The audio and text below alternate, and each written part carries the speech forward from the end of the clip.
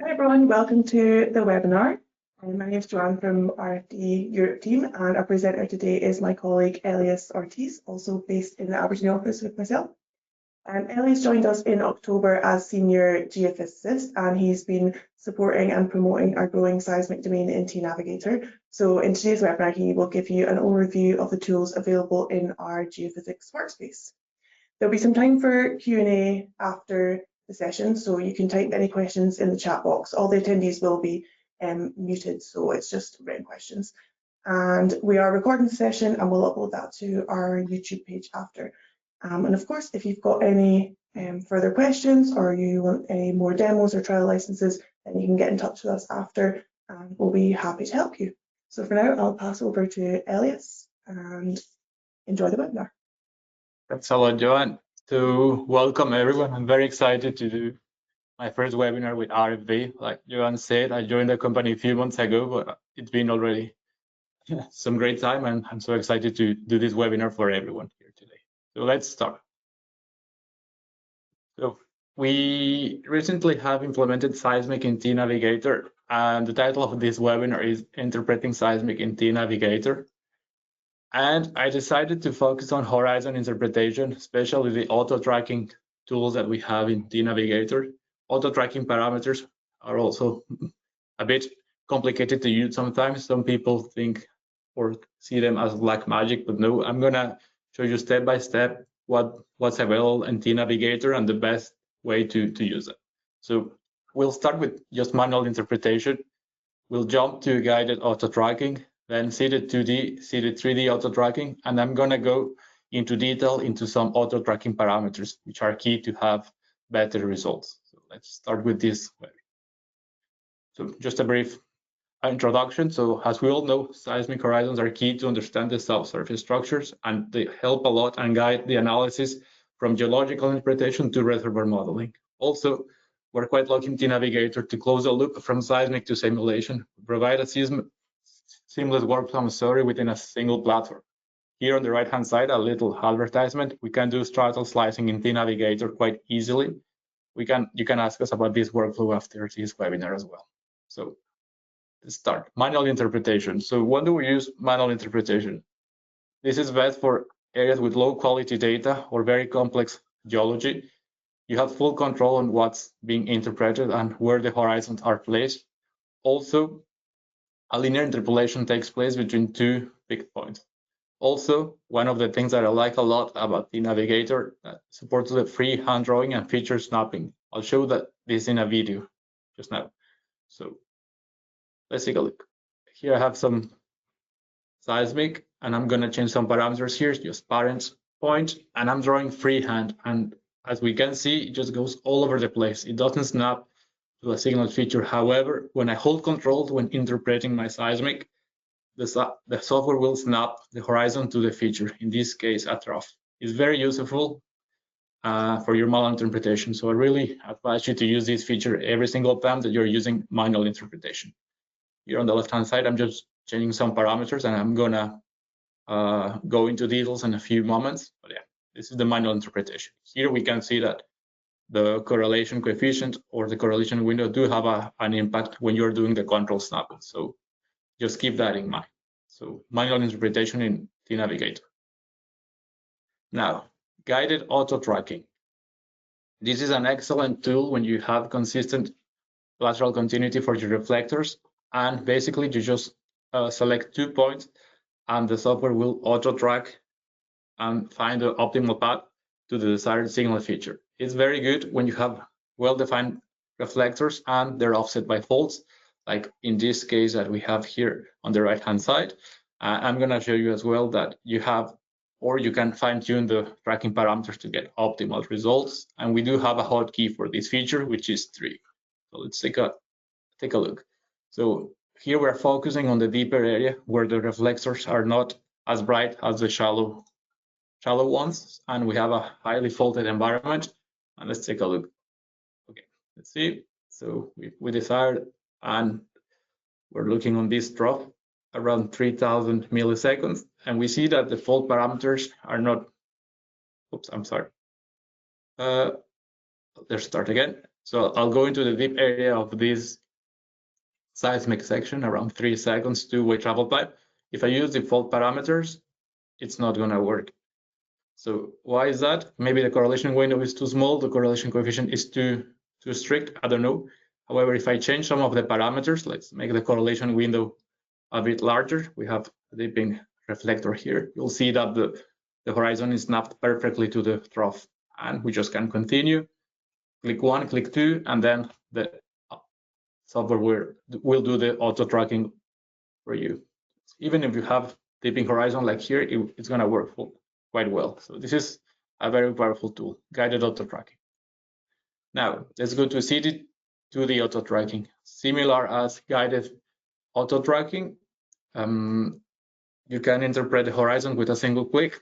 Basically, you just click, and the horizon will just expand until the auto tracking rules are not met. It's very similar to guided 2D, but it's just one click. Let's see an example. Similar environment here, deep water faulted environment.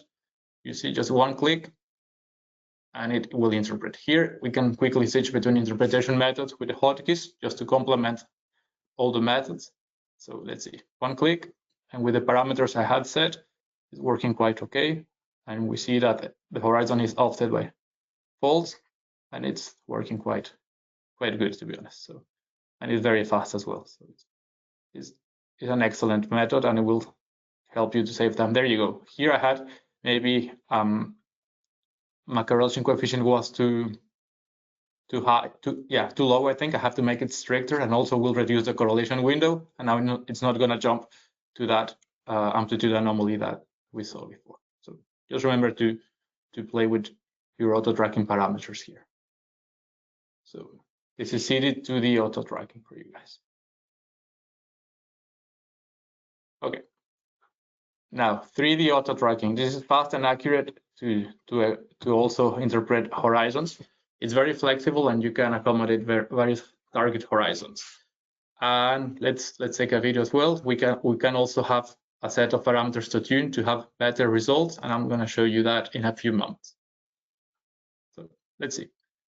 So here I'm going to go again, some deep water data sets. I'm just going to go, seabed is quite easily. We have a trough for this European polarity data set. I click, and it's just going to expand DD all over the place very quickly and very efficiently. Now, here I have a more challenging horizon, around 1.7 seconds, and we can see that without any prior seeds, the algorithm tracks quite okay. However, there's few errors there. We saw some undesired features here. However, I'm going to change some of parameters here. Again, correlation window.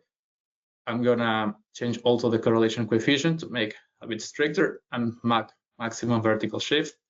And we'll see that even though it's a more challenging horizon without any prior seeds, the algorithm tracks quite well the horizon 3D. So this is CD3D auto tracking in tNavigator. Okay, now let's dive into the auto tracking parameters. Like I said, proper parameter settings are key to get optimal results. With the tools that we have in tNavigator, you choose how to approach your horizon. You can be conservative, iterative, or aggressive, just like I showed in the 3D example. One click, and you actually track the whole horizon very quickly. So we need to adapt the parameters depending on the geology and the characteristics of the horizon. Now, we can open the settings for the auto tracking parameters either from the calculations bit with the hammer, or with the settings in an active seismic window. And we can get different parameters like signal feature, correlation window, correlation coefficient, max vertical shift, etc. So let's see. Signal feature. I think this is the basic. You need to locate your horizon. You need to decide if it's a peak, a trough, Z crossing, S crossing. You can choose any of these features in tNavigator and just select the signal feature. I made a diagram for everyone to make it easier to visualize. Now, we do have the correlation coefficient limit, basically how strict the algorithm can be. This is based on amplitude values. I made a little diagram for everyone here to visualize how the correlation coefficient works when a point is rejected or accepted. So we have this blue point, which is apparent and it has an amplitude of 100. And since I said a correlation coefficient of 80%, I have a bar here. So anything below 80 will be rejected. Anything above 120 will be rejected. So basically, only the amplitudes within this bar will be accepted. On the left-hand side, I have a child point which has an amplitude value of 74, rejected. Same for point number 2. They don't meet the amplitude that I said with 80%. However, points number 3 and 4 will be accepted since they have amplitude values of 119 and 88. So this is a correlation coefficient limit. Basically, the higher the number, the stricter the algorithm will be. Okay, now correlation window. This is very important and it's one of the key parameters to set properly.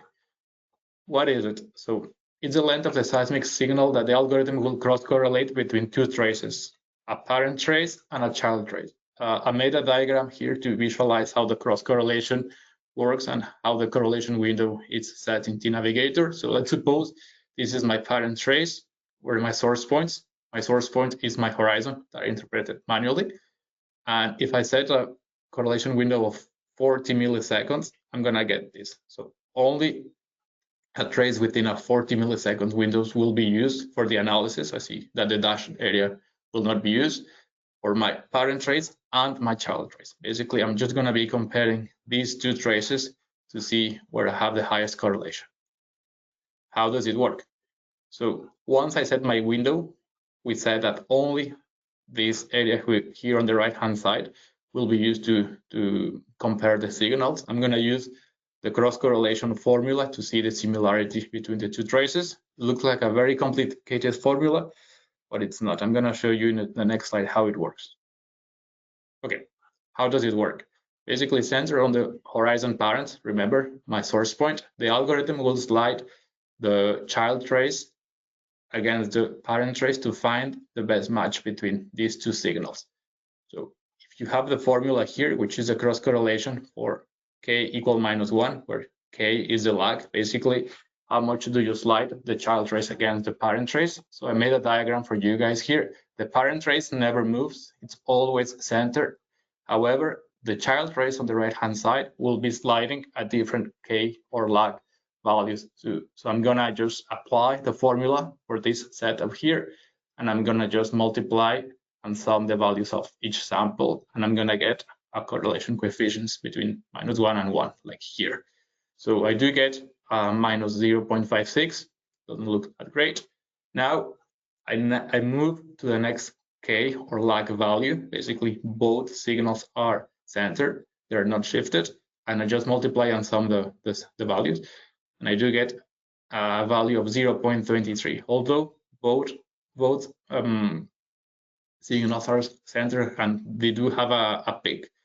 There's a correlation. However, if I go to the next lag or slide the child trace a little bit to the downwards, we'll see that we have a much better correlation here, 0.84. So this point here will be chosen as my, as I can see here on the right-hand side, it's going to be my child point here, because I have the highest correlation at that lag value. So this is cross correlation, basically just comparing two signals, and you compare the child trace against the parent trace sliding. This is yeah. So all that for a small parameter correlation window. So there's a lot going on behind. Now, another very important parameter is the max vertical shift. It has two functionalities. First, it will control how far vertically the algorithm will search for the best match on neighbor traces. So similar setup, I still have my correlation window, and once I turn on the max vertical shift, it's off by default. I'm gonna just reduce the area where the result can exist. Basically here in gray, I can see that the signals within here will be ignored, and the result must be within this new window of minus plus 10 milliseconds centered at the horizon, or my source point. So why do we use this? So limiting the search range will actually speed up the computations, and the algorithm will check fewer positions, and we can have a better and quicker result. However, I'm going to show you some recommendations in a few slides. And second, this parameter has two functionalities. It will expand the total length of the child trace that is cross-correlated by the max vertical shift value. So very similar to the other slide that I showed, but I'm going to be expanding the child trace length. Like I said, here I have my parent trace, which is 40 milliseconds long. If I select a max vertical shift of 20 milliseconds, we can see that the child is expanded 10 milliseconds upwards and 10 milliseconds downward. And I'll get the same analysis. I'm going to cross-correlate the parent with the child at different lags to get the optimum correlation value. Again, I'm sliding for different lags, k minus 1, k0, k1, and you can see that there's some points here. It means that the signals are compared at different lag values as well. One thing that is very important is that the result must fall within the update search window. Even though I'm cross-correlating two traces and the child trace is longer, the result must fall within this defined window. That's why this parameter has two functionalities, and it's quite important to understand how to use it. So again, all that explanation for a simple parameter. So there's a lot of mathematical and science going on behind.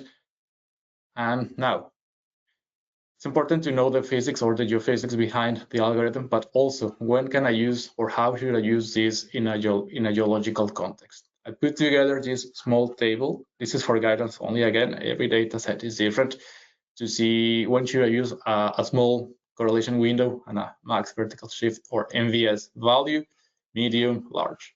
So what happens, the simpler case, when I have flat and continuous layers, just use smaller values. It's going to lock onto clean continuous reflectors, and it's not going to jump around towards other flat horizons. So you see, using larger parameters for flat horizons, it's not a good idea. Now, dipping horizons, what should I use?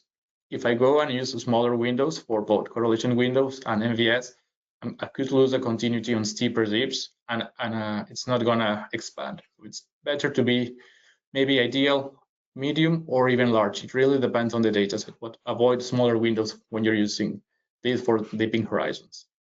Again, for faulted zones, avoid smaller windows. It's not going to work, and the algorithm will not expand. So it's better to find a balance between medium and larger values of the parameters.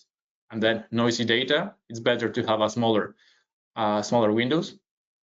It will reduce the chance of misspeaking noise, and it's not gonna go to other features. And what happens when we have complex structures, let's say channels, it's better to just go and use larger windows for this kind of geological set.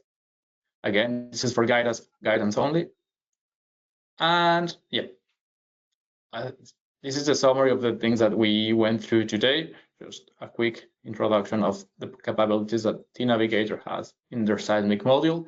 We went through manual interpretation, guided auto tracking, seeded 2D, seeded 3D, and the auto tracking parameters, which are very important to set properly. That's it from my side. Thanks very much, Elias.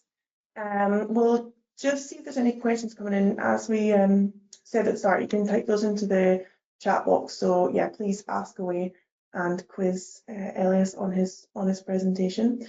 Just while we're waiting for some questions, we have another webinar coming up next Tuesday, which will be by our colleague Alexei, and that is enhancing the potential of geothermal projects using integrated production modelling. And then on the 1st of April, our colleague Jordan will be presenting managing geological uncertainty. So please join us for those. We'll send sign-up links in our follow-up email. And also, if you want to join our in-person events, we have our Global Technology Summit Roadshow coming up in May. So we have 8 events, I think, over across the world in May. So we'll send the details out to those about those in the follow-up email as well. Okay, I think we have a couple of questions. So we got a question here. What are the other functionalities available in the Seismic module? Well, that's a great question. As I said before, we're pushing a lot the development of the Seismic module. So within the Seismic module, in addition to seismic interpretation, we have velocity modeling. We have a brand new seismic well tie workflow, which was introduced in 24.4. It's excellent. It has its own dedicated window, and it's a great improvement for us. We also have attributes, seismic attributes from surface to 3D attributes, all the suites of attributes, colorization and blending attributes. We also have the ability to sample seismic into the grid directly and use that within a more advanced workflow, like integrating it into a uncertainty geological workflow. Thanks. Thank you. And another question here. What are the recommended parameters for the correlation window and maximum vertical shift? Okay, so that's a good question. And like I said, it really depends on geological context. We're more than happy to share this slide with these recommendations. So it really depends on the geological context and your seismic data. Is it too noisy? Is it not noisy? So it really depends. We will be recording and sharing this with you guys. So, and if you have any other questions, just let me know and I'll be happy to answer it. Okay, another question here. What new functionality, can we expect in the near future? Oh, that's a great question as well. We are pushing a lot AVO workflows. So the developers are now working a lot and pushing the AVO workflows to be able to extract data from your angle stacks, like intercept, gradient, etc., and start to visualizing and looking for AVO anomalies. Cool. Thank you. Thanks. There's a quick question here. Is the next webinar on geothermal? That's correct. It'll be geothermal focused on integrated production modeling project. And we've got one more question here, Elias. Yep. How well is this suited for shallow marine environments? Can horizon picking windows be made small enough? Yes, I think that's a great question. Let me just go here. I might go to a slide that I had here. So we do here, we see here we have the shallower bit of our seismic data, and it's quite, we can see that the reflectors are quite bright, and this can cause a lot of problems when doing the cross correlation data. However, the key functionality will be to adjust the max vertical shift here, make it very, very thin. Maybe let me go back to my table. Yeah, there you go, between 8 and 16. Also do the correlation window quite small, maybe 12 to 10 to 4 milliseconds if your seismic data has a sampling rate of 4, and this should work quite okay to avoid the algorithm jumping around brighter reflectors. So yeah, this approach should work and will work for shallow marine environments. Okay, thanks so much. I think that's everything for now, so we can wrap up there. We'll leave the window open for a little minute just after we finish up if anyone's got any other questions. But yeah, Alex, can you just pop back to the last slide, please? Yeah. Oh, sorry. Thank you. Oh, my bad. Okay. I jumped. Thank you very much, everyone, for joining us. And yeah, look forward to seeing you on the next webinar. Thank you. Thank you.